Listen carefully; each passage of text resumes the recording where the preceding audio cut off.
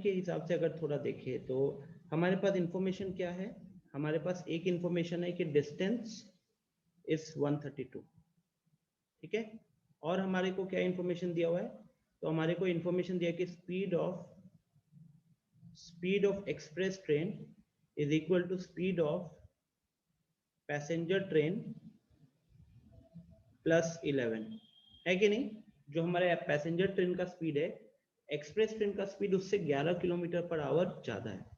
और हमारे पास क्या इंफॉर्मेशन है, time taken by the express train. अब एक्सप्रेस ट्रेन का अगर टाइम स्पीड ज्यादा है तो टाइम कम लगेगा, तो क्वेश्चन के हिसाब से उसको कितना टाइम कम लग रहा है, उसको 1 घंटा कम लग रहा है, उसको 1 घंटा कम लग रहा है। तो अब आपको गाइस इसी इंफॉर्मेशन के बेसिस पे सॉल्व करना है।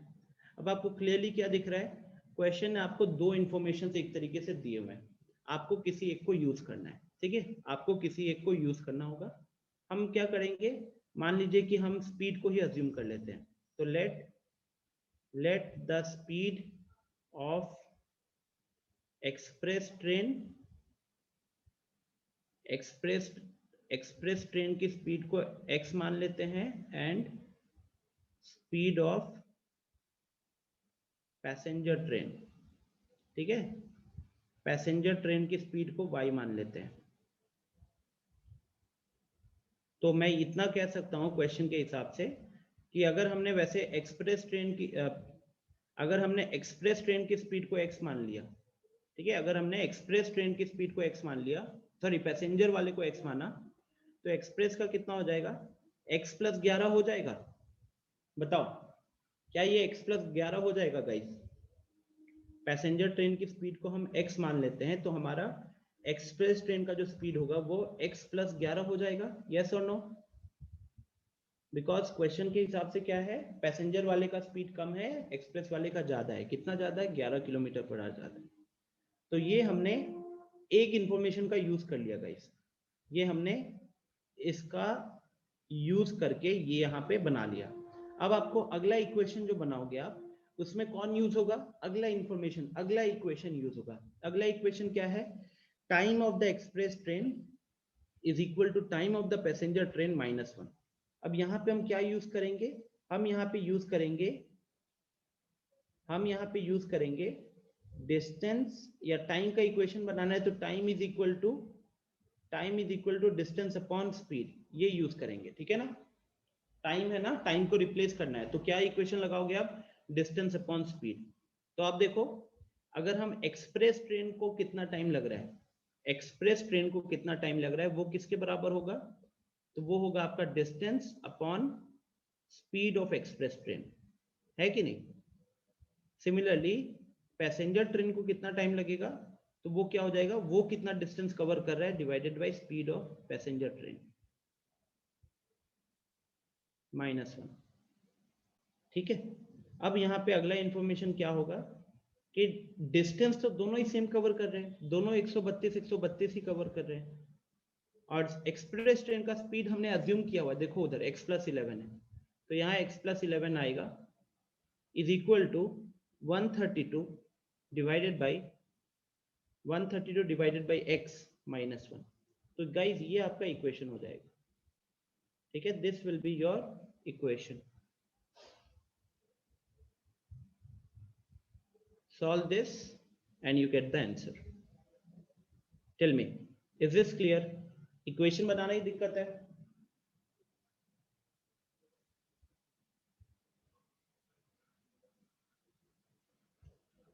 So समझ में आ गया तरन, आपको इसमें दिक्कत थी, क्लियर है लॉजिक। आयुष क्या ये चीज क्लियर है,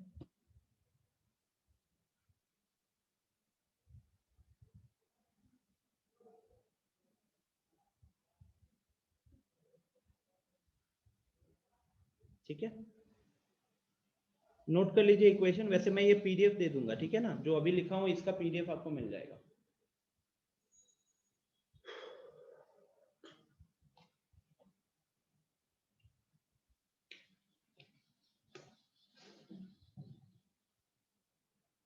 अगला क्वेश्चन बताइए, अगला क्वेश्चन।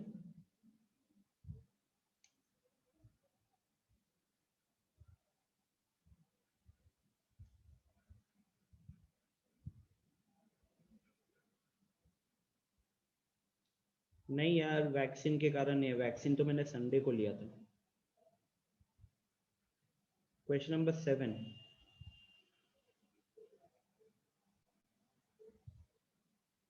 क्वेश्चन नंबर 7 कह रहा है the difference of the square of two numbers is 180, the smaller of the square of the smaller number is 8 times the larger number. Kangana मैं इसको यहीं पे लिख देता हूँ। मान लीजिए कि लार्जर नंबर है x, ठीक है। वैसे difference of the two numbers दिया हुआ है 180, तो हम इसको ऐसा क्यों ना कर ले कि हम स्मॉलर नंबर को x मान ले, स्मॉलर नंबर को आप x मान लो इधर, तो आपका लार्जर नंबर क्या हो जाएगा? लार्जर नंबर मेरा कह सकता हूं मैं कि 180 माइनस एक्स होगा, ठीक है। छोटा वाला नंबर है x, तो बड़ा वाला नंबर क्या हो जाएगा? 180 माइनस एक्स हो जाएगा, ठीक है। अब आगे का इंफॉर्मेशन क्या कह रहा है? आगे का इंफॉर्मेशन कह रहा है square of the smaller number is 8 times the larger number. तो इसका मतलब स्मॉलर वाला नंबर तो हमने x माना हुआ है, स्मॉलर वाला नंबर हमने x माना हुआ है, तो x का जो स्क्वायर है वो कितना बोला है क्वेश्चन ने? वो बोला है 8 टाइम्स द लार्जर नंबर। तो लार्जर नंबर तो हमारे हिसाब से 180 माइनस एक्स है, तो 180 माइनस एक्स इसका स्क्वायर नहीं कर रहे हैं, स्क्वायर खाली छोटा वाला नंबर का हो रहा है। क्वेश्चन के मुताबिक छोटे नंबर का जो स्क्वायर है वो बड़े नंबर का 8 गुना है, छोटे नंबर का जो स्क्वायर है वो बड़े नंबर का 8 गुना है। तो ये आपका अगला इक्वेशन बन गया, ठीक है। ये बड़ा अगला इक्वेशन बन गया।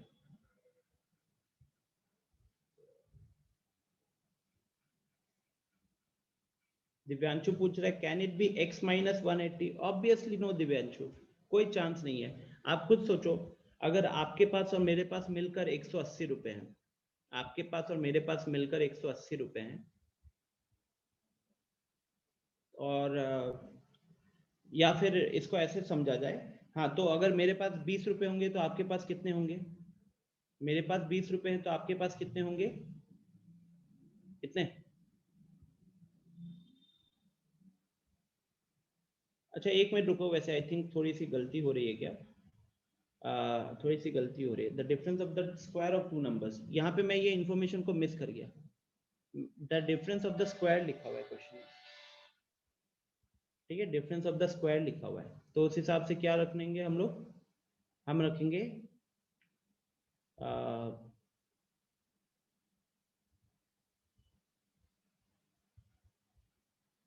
अगम राकेश जी बेगूसराय का स्टूडेंट है।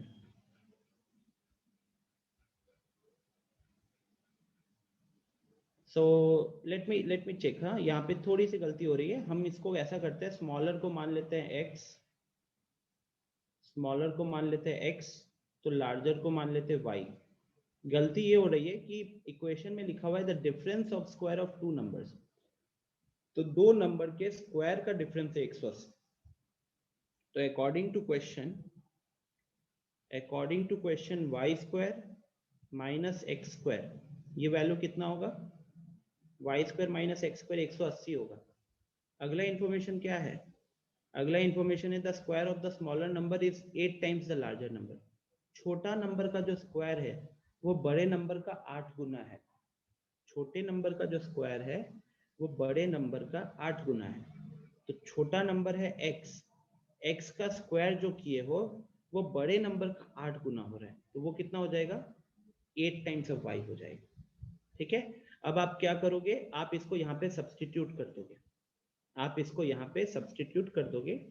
मान लो आपने इसको यहाँ पे सब्सटीट्यूट कर दिया, तो अब आपका इक्वेशन क्या बन जाएगा? आपका इक्वेशन बन जाएगा Y square minus 8y is equal to 180। आप इसको सॉल्व करोगी और आपको यहाँ से आंसर मिल जाएगा, ठीक है। इसको सॉल्व करना है और यहाँ से हमें आंसर मिल जाएगा, ठीक है। दो नंबर्स थे x और y, उसमें हमने मान लिया कि बड़ा वाला नंबर y है। क्वेश्चन के मुताबिक उनके स्क्वायर्स का डिफरेंस, मतलब दोनों नंबर के स्क्वायर का डिफरेंस है 180, तो बड़े नंबर का स्क्वायर माइनस छोटे नंबर का स्क्वायर 180 होगा। इसके बाद कह रहा है the square of the smaller number is 8 times the larger number. छोटे नंबर का जो स्क्वायर है वो बड़े नंबर का 8 गुना है, छोटे नंबर का जो स्क्वायर है वो बड़े नंबर का 8 गुना है, तो उससे दूसरा इक्वेशन आया x का square is equal to 8y। और फिर आपने यहाँ को किया सब्सटीट्यूट, क्योंकि हमको क्वाड्रेटिक इक्वेशन सॉल्व करना है एक वेरिएबल में, तो एक वेरिएबल में कन्वर्ट करना था, तो हमने एक्स स्क्वायर का वैल्यू को उठाकर ऊपर डाल दिया। ठीक है, नोट कर लो करना इसको।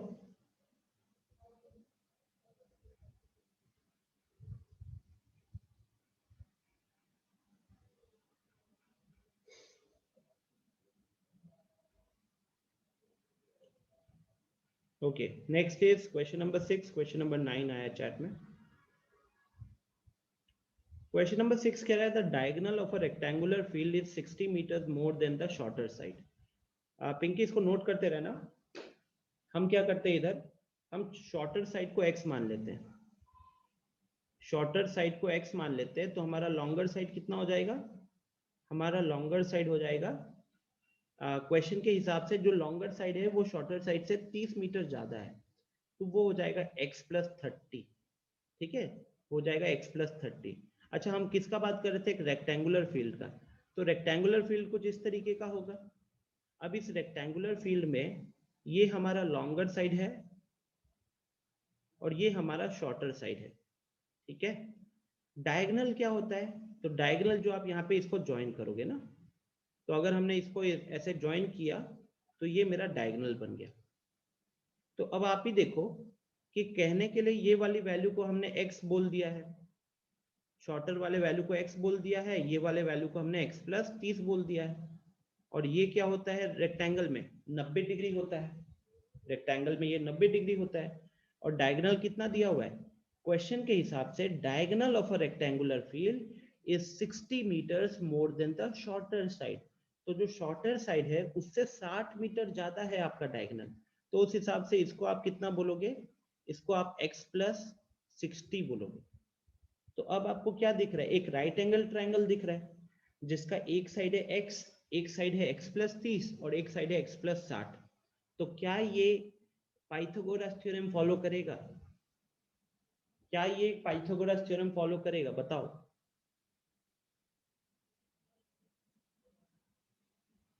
करेगा, तो उस हिसाब से आपका इक्वेशन क्या बनेगा, x का स्क्वायर प्लस x प्लस 30 का whole square is equal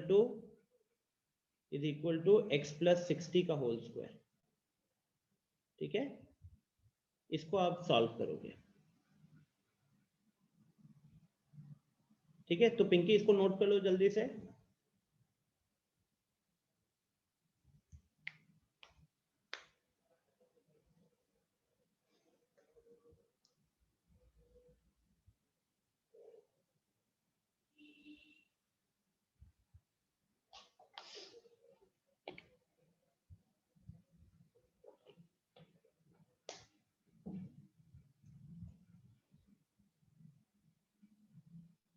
yes, after solving you will get the answer. मुझे दिख रहा है यहाँ पे आंसर कितना आएगा,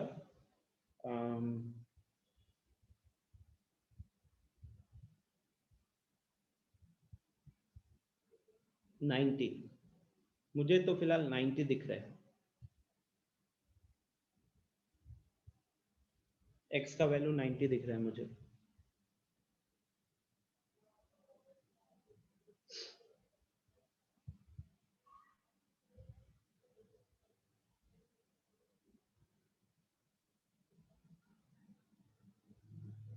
पिंकी हो गया सॉल्व, नोट कर लिया। हाँ तो अंकित ठीक है ना, छोटा वाला साइड 90 होगा तभी ना बड़ा वाला साइड 120 होगा।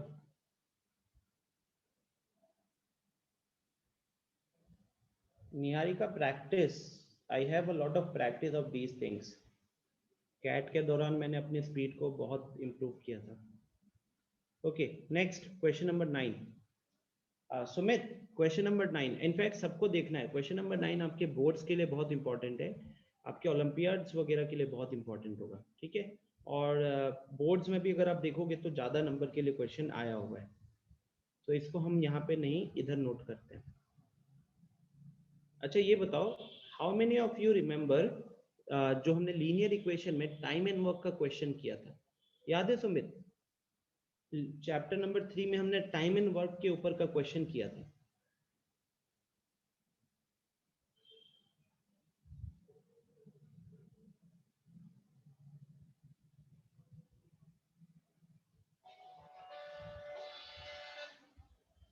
Just give me 1 minute.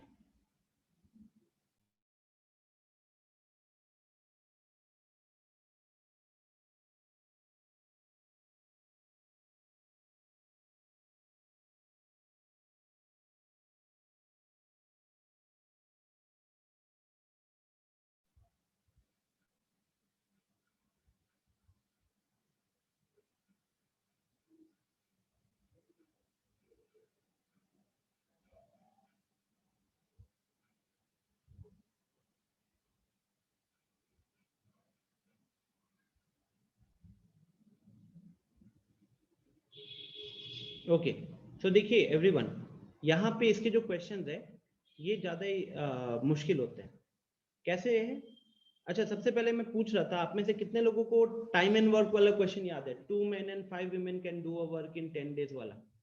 कितने लोगों को याद है वो चीज?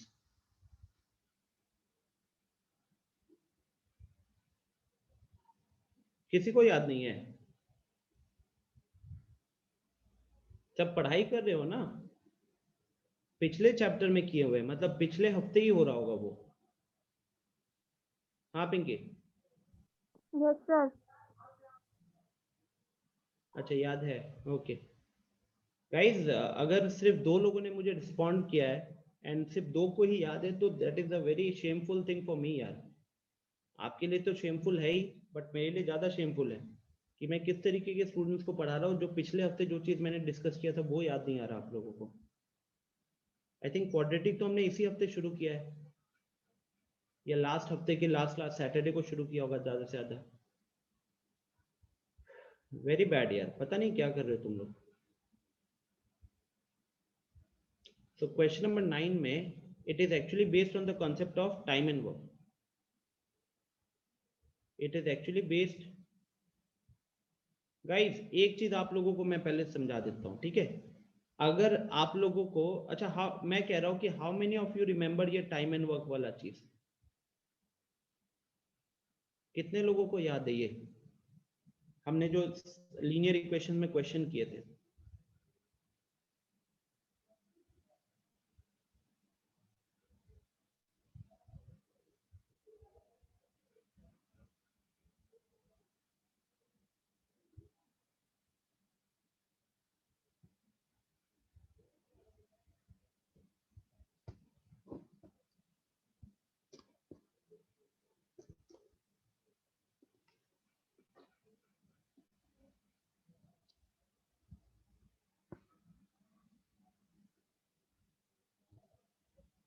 ये आपके एनसीईआरटी का क्वेश्चन है, चैप्टर नंबर 3 का। कितने लोगों को ये याद है?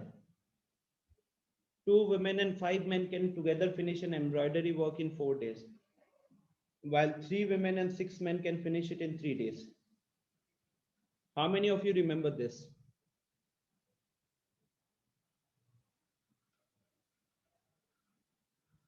यही तो टाइम एंड वर्क का क्वेश्चन है ना, जहां पे आपको काम खत्म करने के लिए नंबर ऑफ डेज बता रहे हैं।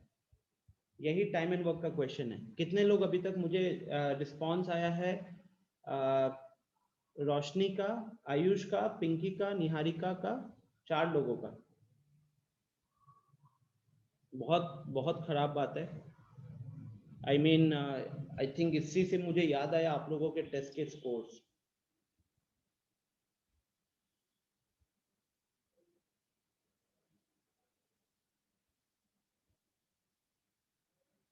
आप लोगों के टेस्ट के स्कोर्स तो आप लोगों ने देखे होंगे। आप लोगों को नतीजा दिख रहा है? इसका रीजन क्या है?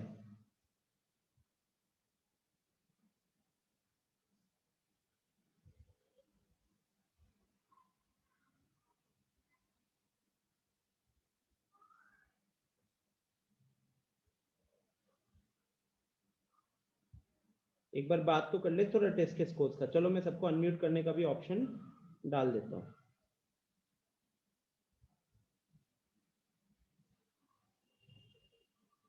सो आप लोगों को ये दिखा है सबसे पहली चीज कि हमारे सेक्शन से, मतलब आपके सेक्शन से कोई भी आई थिंक जो टॉप किया है वो रोशनी है, और रोशनी की भी जो पोजीशन है दैट इज पोजीशन नंबर 4 या 5 है। उसने स्कोर किया 60 में से 50। और उसके बाद अगला स्टूडेंट है आई थिंक अभिनव विशाल, यहाँ का नहीं है। तो नेक्स्ट अगर रैंकिंग पे देखें तो अंकित आ रहा है।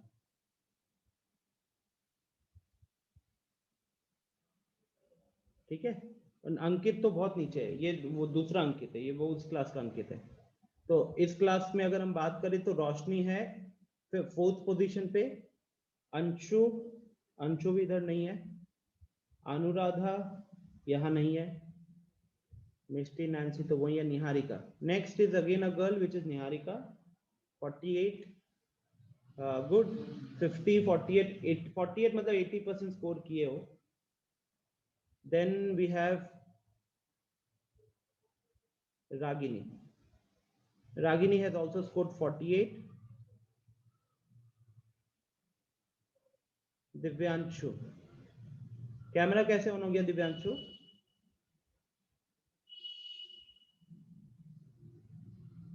स्कोर देख लेते। आई थिंक स्कोर आपके 28 नंबर आए हैं, वो वही दिखाने के लिए किए हो क्या? शक्ल दिखा रहे हो 50% से कम स्कोर करके? परफॉर्मेंस देखा है आप लोगों ने अपना? एक दो चीजें पहले बता दूं। सबसे पहले let me clear the thing about test. Test मैंने बनाया था, सारे एनसीईआरटी लेवल के क्वेश्चंस थे, ये ओलंपियाड लेवल का टेस्ट तो बिल्कुल नहीं था। अगर आप में से किसी को लग रहा है कि ओलंपियाड लेवल का टेस्ट है इसलिए आपका परफॉर्मेंस खराब हुआ, तो आप गलत सोच रहे हो। इसका मतलब है आपने एनसीईआरटी को ठीक से कवर नहीं किया है, पहली चीज है। Next, test was completely from NCERT point of view. ये बता रहे कि आप लोग मेरी बात को कितना सुन रहे हो। अभी जैसे कि ये पिछले हफ्ते का जो हमने लीनियर इक्वेशन किया था, क्लास में 20 स्टूडेंट प्रेजेंट है, 20 में से खाली 4 लोगों ने बताया कि उनको एक क्वेश्चन याद है। Don't you think this is very shameful from your side? Taran, Taran unmute करना तो। Yes sir. आप तो अपने भाई के सीधा उल्टे निकले यार। आपका भाई टॉप करता था मैथ्स में और आप बॉटम पे हो। सर उस समय हम थोड़ा डॉक्टर के पास गए सर, जल्दी जल्दी आए थे तो याद नहीं पड़ा था, अच्छे से तो हो गया। अच्छा, मतलब आप एक्चुअली आपको रविवार को याद नहीं पड़ा कि रविवार को टेस्ट है, शनिवार तक याद था ना? यस सर थोड़ा। ये जो टेस्ट होता है उसकी तैयारी करनी होती है। ऐसा थोड़ी कि मैं अभी बता दूंगा कि आपका टेस्ट है और उसके बाद आपका परफॉर्मेंस जज किया जाए। टेस्ट के बारे में इंफॉर्मेशन एक हफ्ते पहले दी गई थी, है कि नहीं? Yes sir. आप कहीं भी स्टैंड नहीं करते हो, अपने भाई के तो 50% पे भी नहीं हो आप इस हालत से।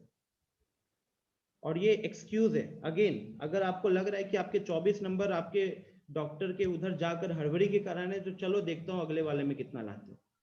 ऑब्वियसली ऑनलाइन टेस्ट हो सकता है चीटिंग करके अगली बार में अच्छा ले आओ, बट अगर ऑनेस्टली देते हो तो पता चलेगा। क्योंकि यहाँ पे भी मुझे पता है कि आप में से सारे लोगों ने ऑनेस्टली टेस्ट नहीं दिया होगा, या 100% श्योर। जैसे कि आप लोगों से जब क्वेश्चन पूछा जाता है तो नेट से नहीं होता है, क्लास में थोड़ा इंप्रेशन बनाने के लिए नेट से लाइंस कॉपी करके भेजते हो, तो ठीक उसी तरीके से हाई चांसेस है कि टेस्ट को भी कुछ लोगों ने चीटिंग करके दिया होगा। But again you have to remember कि यहाँ पे चीटिंग करके बच भी जाओगे, यहाँ चीटिंग करके बच भी जाओगे, लेकिन अल्टीमेटली आप प्रिपेयर कर रहे हो बोर्ड्स के लिए, वहां पे किसी तरीके की चीटिंग नहीं होने वाली। बाकी लोगों का स्कोर आई मीन A1 तो भाई नाम A1 है और स्कोर एकदम A0 वाला हाल हो गया। राहुल कुमार, आप क्लास में रिस्पॉन्ड नहीं करते हो, इसका हालत आप देख ही सकते हो। आपका वो जो डिस्प्ले पिक्चर है उसी का जैसा हालत है। Kangana, again a very poor performer यार, क्लास में you are better than this. Kishore, Kishore को तो इतना बार निकाल चुका हूं, 28 नंबर। आदित्य 28 नंबर। सबसे पहले क्लियर कर देता हूँ कि जो 50% लाए हो ना, 50% 60%, आप थोड़ा सा समझो कि 50% 60% स्कोर कर रहे हो एक चैप्टर में, वो भी एक हफ्ते पहले आपको बता दिया गया था और उससे एक हफ्ते पहले सिलेबस खत्म हुआ था। तो बेसिकली आपके पास टाइम अच्छा खासा था, यहाँ पे हमने कितने क्वेश्चन डिस्कस किए? हमने पूरा एनसीईआरटी डिस्कस किया, अवंती का मॉड्यूल डिस्कस किया। तो हमने लाइव क्लास में कम से कम आपने मेरे से 50-60 क्वेश्चन सॉल्व करवाए होंगे, और इसका नतीजा दे रहे हो आप लोग इतने नंबर से। तो खुद इमेजिन करो कि बोर्ड्स में 15 चैप्टर होते हैं, अगर आप एक चैप्टर में 50% नंबर ला रहे हो, तो 15 चैप्टर्स का जब कंबाइंड टेस्ट होगा तो ऑटोमेटिकली आपका जो स्कोर होगा वो इससे भी नीचे चला जाएगा। कोई चांस ही नहीं है कि कोई इतना ला सके। अंकित, क्या गलती क्या मानोगे? 32 मार्क्स लाके गलती गलती क्या मतलब? टेस्ट ऐसा है कि ये टेस्ट शायद तुक्का मार के भी कोई देगा ना, बिना पढ़ के भी तुक्का उक्का लगाएगा तो कम से कम उसके 16 या 4-5 तो सही हो ही जाएंगे 15 में से। ठीक है, 4-5 तो ऐसे ही सही हो जाएंगे। हालत देखो स्कोर की। Akash, I consider you as one of the best students of this class, but score देखकर तो आप बहुत ज्यादा नीचे हो।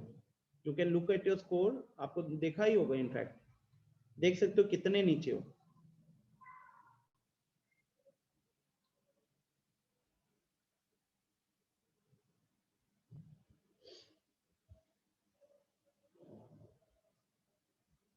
मैं स्कोर देखा हूं, फिर मैंने बोला कि क्या हो रहा है, 50% भी नहीं।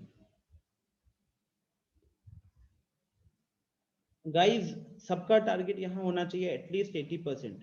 अगर आप एक चैप्टर का टेस्ट दे रहे हो, ओनली 1 चैप्टर, एंड उसमें भी आपको एक हफ्ते पहले बता दिया जा रहा है, then if you are not scoring 80%, then you are not doing justice to your studies. Trust me. अगर 80% नहीं आ रहा, आप अच्छे से नहीं पढ़ाई कर रहे हो, 80% नहीं आ रहा है, आप अपने पापा मम्मी की मेहनत को फिर नहीं समझ पा रहे हो। आप में से बहुतों के पेरेंट्स, स्पेशली फादर्स, हो सकता है इस टाइम पे घर से बाहर निकल कर काम कर रहे होंगे। ठीक है, बहुतों के होंगे, भले 4 घंटे 5 घंटे के लिए, लेकिन वो शायद बाहर निकल रहे होंगे। एंड आप सबको पता है कि इस टाइम पे बाहर निकलना इज लाइक अपने जिंदगी के साथ खेलने के बराबर है। तो वो क्यों निकल रहे हैं? क्यों निकल रहे हैं, थोड़ा सोचो तो। सिर्फ और सिर्फ इसीलिए निकल रहे हैं ना कि हाँ चलो घर अच्छे से चलेगा, घर पे कोई प्रॉब्लम नहीं आएगी, आप लोगों पे कोई प्रॉब्लम नहीं आएगी। तो डोंट यू थिंक कि आपको एक चैप्टर और एक हफ्ते का टाइम मिल रहा है और ये नहीं कर पा रहे हो? युवराज, आपके स्कोर्स 44 आउट ऑफ 60 है, मतलब 15 में से 11 क्वेश्चन सही किए।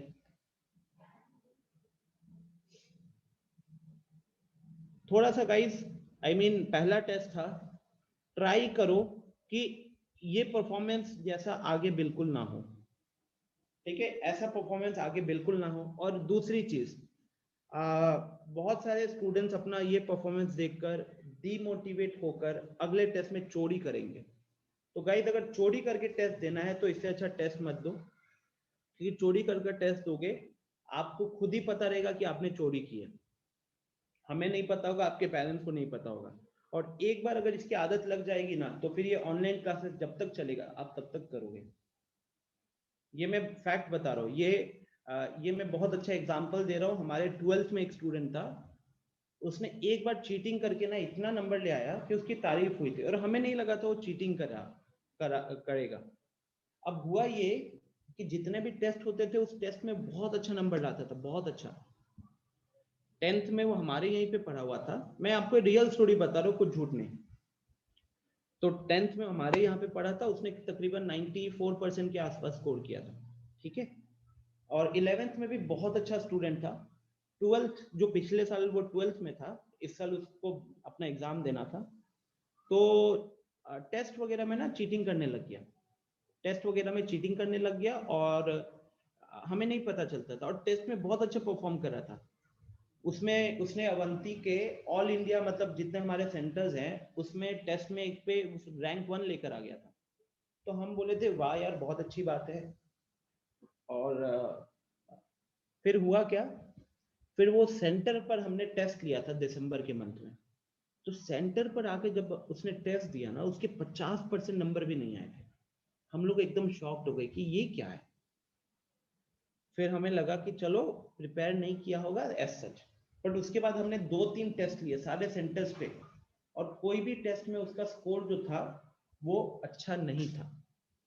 और फिर हमें ये चीज रियलाइज हुआ कि यार ये तो चीटिंग करके दे रहा था, ठीक है, तब हमें रियलाइज हुआ कि चीटिंग करके दे रहा था। और सेम आप ही के जैसा था, जैसे कुछ लोगों को मैंने यहाँ पे पकड़ा था जो क्वेश्चन पूछते थे तो जो प्रॉपर नहीं होता इंटरनेट का लाइन, तो वो बहुत जल्दी जल्दी आंसर करता था, तब मुझे नहीं लगता था, मैं उसको ट्रस्ट करता था कि नहीं यार चीटिंग नहीं करता होगा। बट अल्टीमेटली कैसे, अब मेरी तो उसमें कोई लॉस हुई नहीं ना, अब उसका लॉस क्या हुआ ये सुनो। पहला तो उसने बिहार बोर्ड से एग्जाम दिया था, तो आपको भी पता है कि बिहार बोर्ड फरवरी में अपना एग्जाम कंडक्ट करा लिया। अब उसके परसेंटेज आए हैं 81 ट्वेल्थ में। वो बंदा 95% से मतलब क्लास 11th में जहाँ पे लाई करता था वो 95% से नीचे नहीं आता, और वो आईआईटी में भी एक अच्छा स्कोर लाता 100%। लेकिन उसने इतना झूठ किया है लास्ट ईयर कि नतीजा ये हुआ कि जब उसने बिहार बोर्ड का एग्जाम दिया तो उसमें उसके 81-82%, और उसके बाद आईआईटी में तो वो 70-75 परसेंटाइल में ही लटक गया। 70-75 परसेंटाइल का मतलब कि उसको कोई कॉलेज नहीं मिलेगा, जबकि उसी के साथ जो दोस्त थे वो ऑनलाइन क्लासेस में उसके मुकाबले थोड़ा कम स्कोर करते थे, लेकिन उनका खुद का स्कोर था, चीटिंग नहीं करते थे वो लोग। नतीजा ये हुआ कि उन लोगों ने, वो सारे सीबीएसई वाले थे, तो अभी उनका बोर्ड का एग्जाम तो हुआ नहीं है, लेकिन आईआईटी में वो लोग 95 परसेंटाइल ऑलरेडी ठोक चुके हैं। तो 95 परसेंटाइल ठोक चुके तो एक अच्छा कॉलेज उनको ऑलरेडी मिल रहा है, और अभी वो और उसको स्कोर को इम्प्रूव करने के लिए अगला अटेम्प्ट देने वाले थे, जो इस कोविड के कारण अभी डिले हो गया। तो सोच रहे हो 75 परसेंटाइल वो, और ये लोग 95 परसेंटाइल, और सब एक ही लेवल के स्टूडेंट्स है। इन लोगों ने भी लगभग 90% के ऊपर ही स्कोर किया था 10th में, और ये सब भी हमारे पुराने स्टूडेंट थे।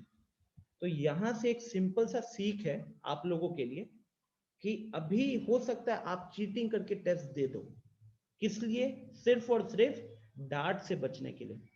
लेकिन आप एक्चुअली डांट से नहीं, आप एक्चुअली हार्डवर्क से बचना चाहते हो। जो मेहनत चाहिए ना टेस्ट में एक ठीक ठाक नंबर स्कोर करने के लिए, आप उससे बचना चाहते हो, और इसीलिए आप चीटिंग कर रहे हो। और अभी करने में भी कोई दिक्कत नहीं है, बट आप देखो कि अल्टीमेटली आप किस चीज के लिए प्रिपेयर कर रहे हो, that is your board exams. हो सकता है आप में से कुछ कोई ओलंपियाड्स को टारगेट कर रहे हो, एनटीएससी बेसिक ओलंपियाड्स को टारगेट कर रहे हो, कहीं के लिए भी ये चीज बिल्कुल भी फायदेमंद नहीं होगी। और चलो हमारा छोड़ो, आप खुद सोचो कि क्या आप अपने पेरेंट्स के एफर्ट्स को जस्टिफाई कर पाओगे। आप चीटिंग करके अपने स्कूल के टेस्ट में ठीक ठाक नंबर ले आओगे, लेकिन उससे कुछ नहीं होगा। स्कूल में भी जब टीचर के पास जाओगे, टीचर के वहां जब स्कूल में ऑफलाइन टेस्ट होगा, वहां पे जब नंबर गिरेगा ना, तो वहां जो स्टूडेंट का इमेज गिरता है, ट्रस्ट में उसके बाद वो इमेज आप बना नहीं पाओगे। ठीक है, तो एक सिंपल सा सजेशन है, सबको इसको फॉलो करें, किसी तरीके से चीटिंग ना करो। Whatever you score it should be completely yours, and you should work to improve that score. ये आपका टारगेट होना चाहिए। ठीक है, चलो लेट्स मूव ऑन।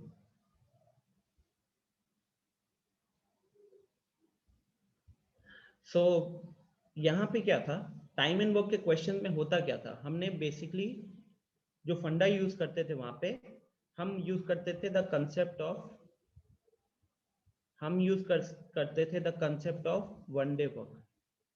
और ये एकदम याद रखना गाइस, ये जो मैंने उस स्टूडेंट का एग्जांपल दिया है ना, वो एकदम झूठा एग्जांपल नहीं दिया है। मैं किसी स्टूडेंट का झूठा एग्जांपल दूंगा भी नहीं, जो मेरा पुराना स्टूडेंट था, that is a completely real student, और अवंती का स्टूडेंट था। और अभी ट्रस्ट में वो हम लोगों से आंख नहीं मिला पाता है, not because he cheated, but because वो एक्सपेक्टेशन उसने ऐसा बनाया था, उसके बाद वो जो परसेंटाइल लाया वो देख के वो भी शॉक्ड है। जेई में भी और बोर्ड एग्जाम में भी उसके पेरेंट्स भी एकदम मतलब उससे, नहीं होता है कि शर्म फील कर रहे हैं, उनके पेरेंट्स को भी नहीं लगा था कि वो 80% ला सकता है, स्पेशली जो अवंती के टेस्ट में एक पॉइंट पे बहुत अच्छा करता था। ठीक है, तो इट्स बेटर ना, अपने पेरेंट्स की नजरों में गिरने से अच्छा, हमारी नजरों में गिरने से अच्छा आप मेहनत कर लो थोड़ा सा। सो concept of one day work use करते थे। यहाँ पे क्या होता था, यहाँ पे जो हम लॉजिक यूज करते थे दैट वाज कि if if a person if a person can if a person can complete a work in 10 days. मान लो हम इसमें क्या यूज करते थे कि अगर एक आदमी 10 दिनों में अपना काम को खत्म करता है तो एक दिन में वो कितना काम करता है गाइस? एक दिन में वो कितना काम करता है? अगर आप ही कोई काम 10 दिन में खत्म करते हो तो एक दिन में, और हर दिन आप बराबर काम कर रहे हो, तो आपने एक दिन में कितना काम खत्म किया होगा? 1/10 काम खत्म किया होगा ना एक, right? So the work completed in 1 day, एक दिन में कितना खत्म हुआ होगा? तो एक दिन में 1/10 खत्म हुआ होगा, ठीक है ना?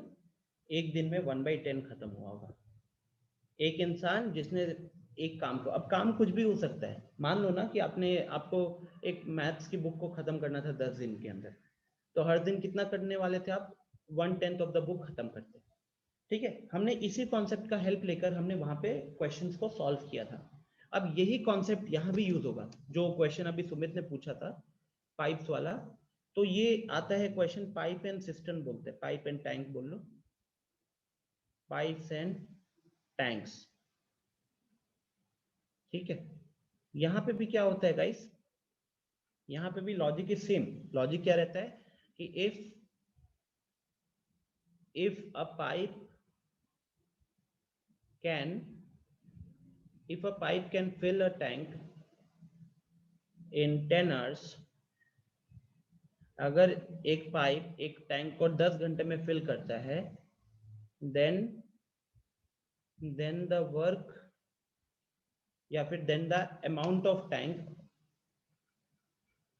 then the amount of tank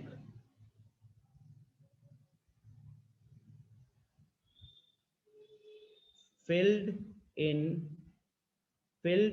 1 hour, ठीक है, is equal to 1/10। लॉजिकली है ना, कि अगर मान लो कि कोई पाइप है, वो एक टैंक को 10 घंटे में फिल करता है, तो 1 घंटे में उस पाइप ने टैंक का कितना पार्ट फिल किया होगा? 1/10 हिस्सा फिल किया होगा। ऐसे सोचो, है कि नहीं? जितना भी था, मान लो वो 1000 लीटर का था, तो 1000 लीटर का था तो 1/10 ऑफ 1000 100 लीटर फिल कर दिया होगा। अगर वो 10,000 लीटर का था तो 1000 लीटर फिल हो गया होगा। अगर वो 50 लीटर का था तो 5 लीटर फिल हो गया होगा 1 घंटे के अंदर। क्या ये लॉजिक समझ में आ रहा है आप सबको? क्या ये बेसिक कॉन्सेप्ट आप लोगों को क्लियर है guys? Only then we can actually solve the question. Sumit, क्या ये कॉन्सेप्ट समझ में आ रहा है आपको?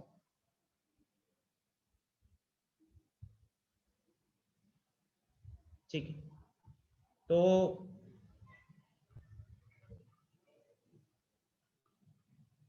अब देखिए, अगर हम इधर क्वेश्चन की बात करें तो क्वेश्चन में क्या था? अकॉर्डिंग टू क्वेश्चन, जो आपका दो टाइप के पाइप है, एक पाइप है जिसका डायमीटर बड़ा है और एक पाइप है जिसका डायमीटर छोटा है। जो क्वेश्चन के हिसाब से जो बड़ा डायमीटर वाला पाइप है, उसको छोटे डायमीटर वाले पाइप के मुकाबले 11 घंटे कम लगते हैं किसी टैंक को भरने के लिए। 11 घंटे कम लगते हैं किसी टैंक को भरने के लिए। तो आपका वहां पे इक्वेशन क्या बनेगा? Let the time taken by the smaller pipe to fill the tank. Let the time taken by the smaller pipe to fill the tank is equal to x। तो हम मान लेते हैं कि इसको टैंक को भरने में कितना टाइम लगेगा? x घंटे लग रहे हैं। So therefore the time taken by the larger pipe, बड़े वाले पाइप को कितना टाइम लग रहा है? वो लग रहा है x - 10। ठीक है, x - 10 था या x - 11 था? आई थिंक 11 था। चलो एक बार देख लेते हैं।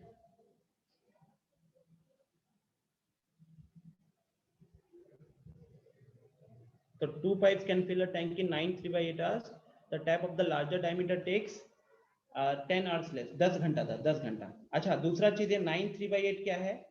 इसको अगर मिक्स फ्रैक्शन से प्रॉपर नॉर्मल फ्रैक्शन में कन्वर्ट करेंगे तो 75/8 बनेगा, है ना? ये 75/8 बनेगा। तो क्वेश्चन समझ में आया आप लोगों को? क्वेश्चन के मुताबिक क्वेश्चन के मुताबिक हमने माना है कि छोटे पाइप को, अगर छोटा पाइप अकेला टैंक को फिल कर रहा है तो उसको लगेगा x घंटे, और बड़ा वाला पाइप अगर टैंक को फिल कर रहा है तो उसको लगेगा x - 11 घंटे। छोटे वाले पाइप को कितना लगेगा, x घंटे, बड़े वाले पाइप को लगेगा x - 10, ये 10 है वैसे, x - 10 घंटे। ठीक है। अच्छा, अब अगर आपको ये समझ में आ गया ये जो हमने लेट किया, तो अगर मैं आपसे पूछूं therefore 1 hour work of the smaller pipe, बताइए कि स्मॉलर पाइप का 1 hour वर्क कितना होगा। जो छोटा वाला पाइप है अगर वो पूरा टैंक को भर देता है x घंटों के अंदर, तो 1 घंटे में उसने कितना भरा होगा, 1 घंटे में कितना भरा होगा। Tell me in the chat box. Very good Kangana, very good Divyanshu. Sumit गलत है, पिंकी सही है, रागिनी सही है। इट इज 1/x ना। सुमित आपसे थोड़ा सा क्वेश्चन सुनो। क्वेश्चन कह रहा है कि अगर छोटा टैंक, छोटा वाला पाइप जो है टैंक को भरने में x घंटा लगा रहा है, तो उस वाली पाइप ने 1 घंटे में टैंक का कितना हिस्सा भरा होगा। तो टैंक का 1/x हिस्सा भरा होगा ना, अभी मैंने समझाया पिछले वाले एग्जांपल में। तो ये कितना हो जाएगा, 1/x हो जाएगा। और इसी तरीके से 1 hour work of the larger pipe, तो बड़े वाले पाइप का 1 घंटा वर्क कितना होगा, 1 hour वर्क कितना होगा, तो दैट इज 1/x - 10, है कि नहीं। ये हो जाएगा 1/x - 10। तो ये क्या है, 1 घंटे में छोटा वाला पाइप कितना काम करता है। 1/x - 10 क्या है, 1 घंटे में बड़ा वाला पाइप कितना काम करता है। अब आप क्या ये बता सकते हो कि 1 घंटे में एक्चुअली में काम कितना करना है, ये बताओ कि 1 घंटे में एक्चुअली में काम कितना करना है। तो इसको हम क्या ऐसे कह सकते हैं कि according two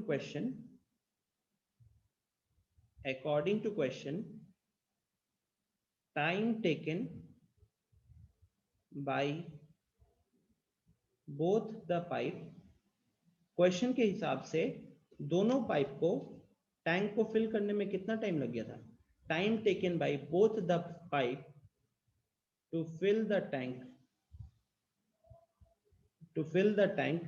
is equal to 1/x, sorry पूरा ये कितना दिया था क्वेश्चन ने, 75/8 दिया था। क्वेश्चन ने ये 75/8 दिया था, है कि नहीं। क्वेश्चन के मुताबिक कितना टाइम लगा था, 75/8 आवर्स लगा था। तो अगर क्वेश्चन के मुताबिक 75/8 आवर्स लगा था, देन 1 घंटे में कितना फिल हुआ होगा, 1 घंटे में कितना फिल हुआ होगा। ये ठीक उसी तरीके से है कि अगर आपने एक काम को 10 घंटे में किया है तो 1 घंटे में आपने कितना काम किया होगा, 1/10 किया होगा।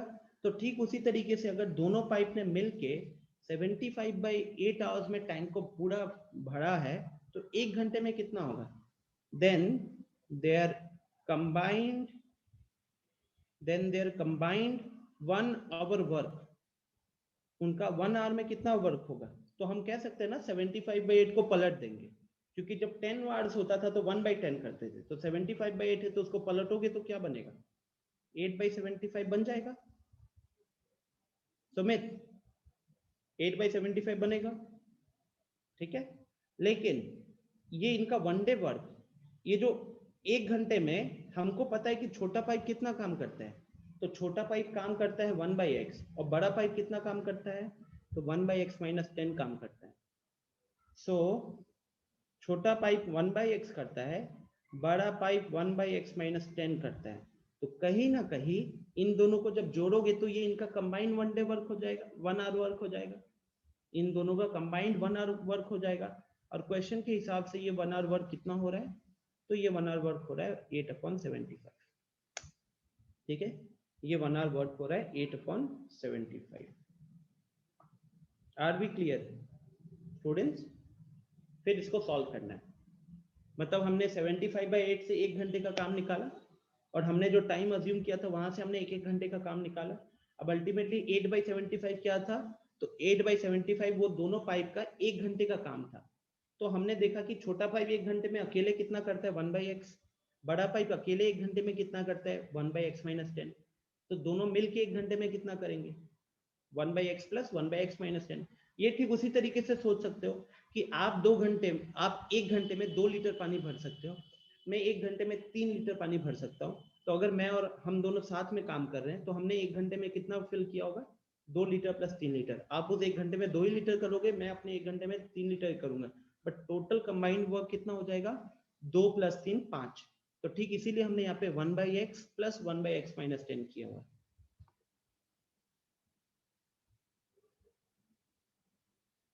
ठीक है सुमित, समझ में आ गया क्या? ठीक है, हो गया क्वेश्चन सॉल्व। फिर 6 भी हो गया, 9 भी हो गया, अब मॉड्यूल पूछ रहे हो।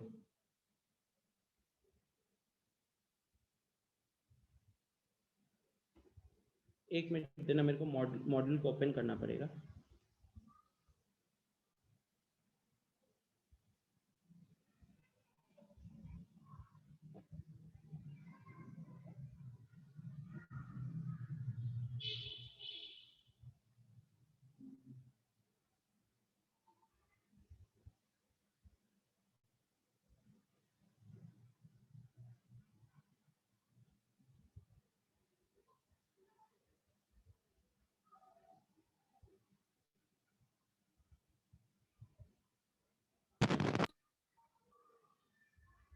ठीक है।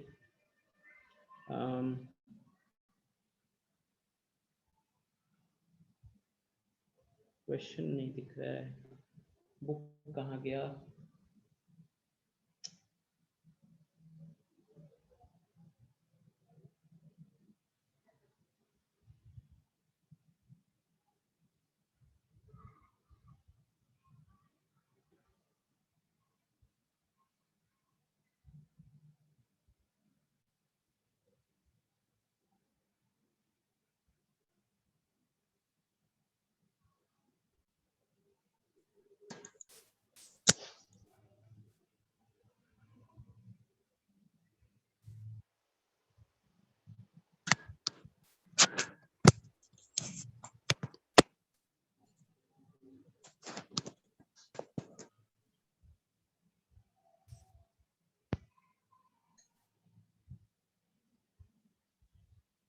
ओके, यहाँ पे कौन सा क्वेश्चन है गाइस? मैंने एक्सरसाइज 4.1 खोल रखा है।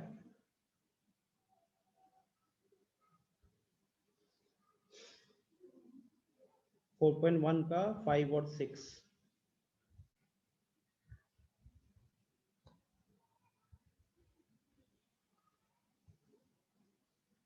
A car travels at a distance of 480 kilometers at a constant speed.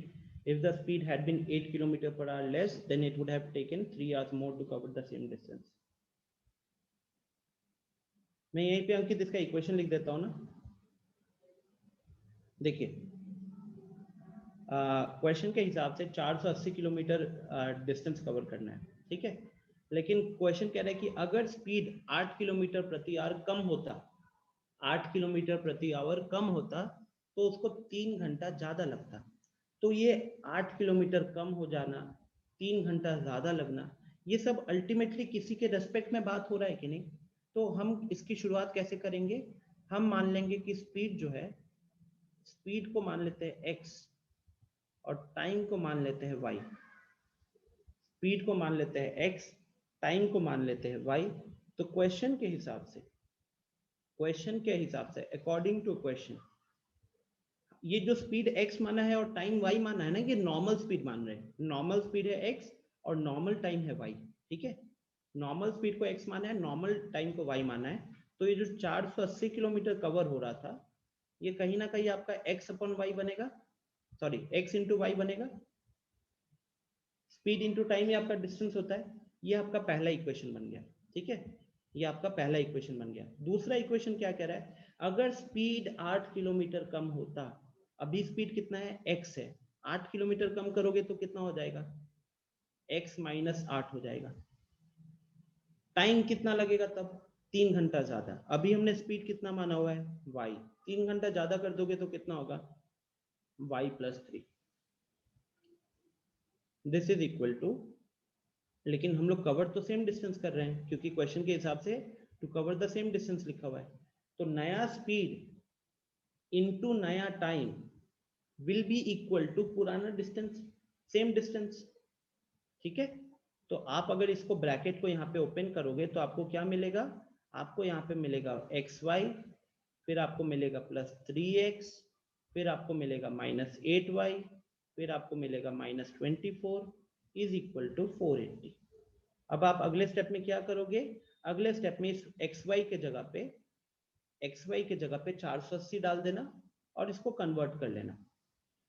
ठीक है, क्योंकि हमको क्वाड्रेटिक में बनाना है ना, क्वाड्रेटिक में एक ही वेरिएबल चाहिए। और आपको क्या करना पड़ेगा, दूसरा चीज आपको या तो x, या तो ये x या फिर ये y, दोनों में से किसी एक को चेंज करना पड़ेगा। अगेन किसका हेल्प लोगे, अगेन इस इक्वेशन का हेल्प लोगे। ठीक है पिंकी, आया समझ में? आप पहले ओरिजिनल स्पीड को x मानोगे, ओरिजिनल टाइम को y मानोगे, तो क्वेश्चन के हिसाब से original speed into original time 480 हो रहा है, और नया स्पीड इनटू नया टाइम भी आपका 480 होगा। फिर आप इसको क्वाड्रेटिक में कन्वर्ट करने का सोचोगे, अब आसान हो जाएगा। ठीक है, नेक्स्ट आते हैं क्वेश्चन नंबर 6 के ऊपर। क्वेश्चन नंबर 6 कह रहा है shop sells a certain number of pens in a day. एक दुकान है जो कि कुछ नंबर, हमेशा एक फिक्स नंबर ऑफ पेन्स बेचता है। The MRP of each pen was found to be 35 less than the number of pens sold in a day. इस लाइन का मतलब क्या है, कौन बताएगा? कौन बताएगा इस लाइन का मतलब?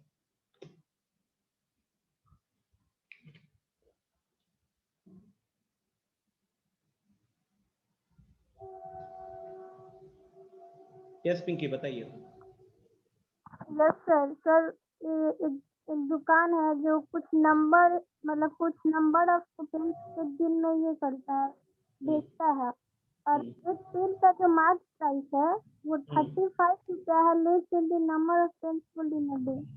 जितना एक दिन में जितना पेन सोल्ड हो रहा है सर, उसका मार्क प्राइस है सोल्ड 35 है, जितना 35 रुपया कम है जितना एक दिन में पेन बेचा जा रहा है। ठीक है, सो बेसिकली इस लाइन का ये मतलब है कि अगर एक उस दुकान में 100 पेन बेच रहा था एक दिन में, 100 पेन बेच रहा था अगर एक दिन में, तो उसका हर पेन का दाम कितना था, किस दाम पे बेच रहा था? तो बेच रहा था 100 - 35, जितने भी नंबर ऑफ पेन्स बेच रहा था उससे 35 कम कर देंगे तो वो हमको एमआरपी मिल रहा था। तो यहाँ पे एक चीज अपन क्या समझ में आ गया, हाँ पूरा क्वेश्चन को पढ़ने से ये भी दिख रहा है कि assume that the number of pen sold is x। वो लिख दिया है कि मान लीजिए कि एक दिन में जितना पेन्स बिक्री हो रहा है उसका नंबर है x। तो क्या मैं ये कह सकता हूं कि एमआरपी कितना हो जाएगा, x - 35। ये मैं एमआरपी किसका लिख रहा हूँ, एक पेन का लिख रहा हूँ। अब आप ही सोचो गाइस कि अगर आप 10 पेन बेच रहे हो 20-20 रुपए के रेट से, 10 पेन बेच रहे हो 20-20 रुपए के रेट से, तो आपने कितना रेवेन्यू बुक किया? रेवेन्यू क्या होता है? तो रेवेन्यू होता है total number of items into price पर आइटम। आपने हर आइटम को कितना प्राइस पे बेचा है इनटू नंबर ऑफ आइटम्स। तो यहाँ पे भी अगर हम टोटल रेवेन्यू की बात करें, यहाँ पे अगर हम टोटल रेवेन्यू की बात करें तो हमारा टोटल रेवेन्यू क्या होगा, एक पेन को बेच रहे हैं हम x - 30 रुपए पे, और हमारे पास कितने पेन थे, x पेन थे। तो x - 30 को जब x से मल्टीप्लाई करेंगे तो ही हमारे पास टोटल रेवेन्यू आएगा। और क्वेश्चन के हिसाब से ये टोटल रेवेन्यू कितना है, तो 250 रुपए का है। ये टोटल रेवेन्यू 250 रुपए का है। हाँ बताइए। सर 35 होगा ना? हाँ 35 होगा, यस 35 सर, हम भी वही सेट में भेजे थे। 5 होगा।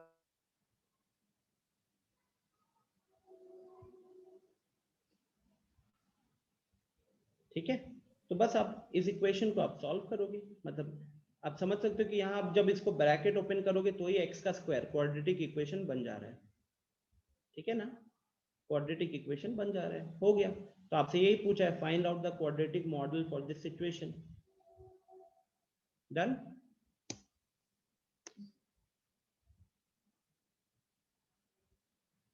Students, is the concept clear?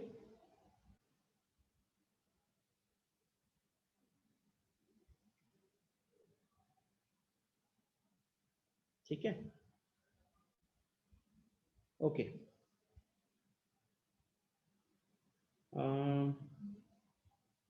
ठीक है, फिर I think I and the class for the day. मतलब अभी हम कुछ पढ़ाएंगे तो थोड़ा टाइम भी लग जाएगा और तबीयत भी उतनी सही नहीं लग रही है, ठीक है। तो वी विल कंटिन्यू टुमारो। कहूँ तभी इतनी जल्दी नहीं हो पाएगा, ऐसे भी कहूँ कराएंगे, कल कराएंगे, बट आज घर पे जाके थोड़ा पढ़ो सबको, ये पढ़ाई करो, बिकॉज पोजीशन आप देख रहे हो, आप लोगों के नंबर उतने अच्छे आए नहीं है, एक्सेप्ट फॉर 1 और 2 स्टूडेंट्स। कोई होमवर्क नहीं Akash, just go through these things properly, go through these things properly, यही आज का होमवर्क रहेगा, ठीक है। कोई होमवर्क नहीं दे रहा हूँ, बस इसको कंप्लीट करो। Let's see whether I am able to take tomorrow's class or not. आज का तो ये तीसरा क्लास हो गया है। Okay, bye bye everyone, thank you Kangana, thank you Ankit. चलिए, I am ending the session here.